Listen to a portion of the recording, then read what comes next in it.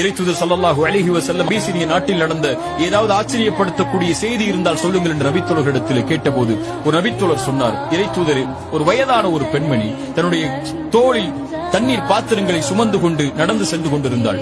அப்போது அங்கிருந்த வாலிபர்கள் அந்த தண்ணீர் பாத்திரத்தை அந்த பெண்ணை இழிவுபடுத்துவதற்காக தட்டிவிட்டு அந்த பெண்ணையும் கீழே தள்ளிவிட்டார்கள்.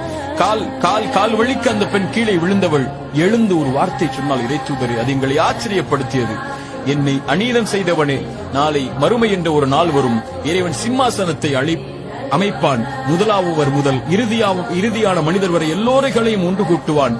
நாவுகள் சீலிடப்பட்டு கரங்கள் தோள்கள் பேசும். அந்த நேரத்தில் இறைவனுக்கு முன்னால் என்னுடைய சிம்மாசனம் இருக்கும் போது உனக்கும் எனக்கும் நீ நடந்த இந்த அநீதி அங்கே பேசப்படும். அப்போது பார்த்துக் கொள்கிறேன் உன்னை என்று சொன்னாள். அந்த செய்தி என்னை ஆச்சரியப்படுத்தியது. இறைத்தூதர் சொன்னார்கள், அந்த பெண் உண்மையைத்தான் சொன்னாள். பலமில்லாத அந்த பெண் பலமுள்ள மக்கள் இருக்கும்போது இரக்கம் காட்டப்படாமல் இருக்கும்போது இறைவன் எப்படி அந்த சமூகத்திற்கு இரக்கம் காட்டுவான் என்று இறைத்தூதர் ஸல்லல்லாஹு அலைஹி வஸல்லம் நீதியின் குரலை சொன்னார்கள்.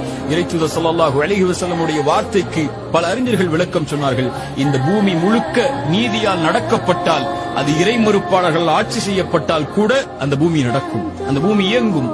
ஆனால் பூமி முழுக்க அநீதம் மேலோங்கிவிட்டால் அதை ஆட்சி செய்பவர்கள் இறைவனை நம்பிக்கை கொண்ட முஸ்லிம்களாக இருந்தாலும் இறைவன் ஒருபோதும் அந்த சமூகத்தை வழிநடத்த விடமாட்டான் என்று இறைத்தூதர் ஸல்லல்லாஹு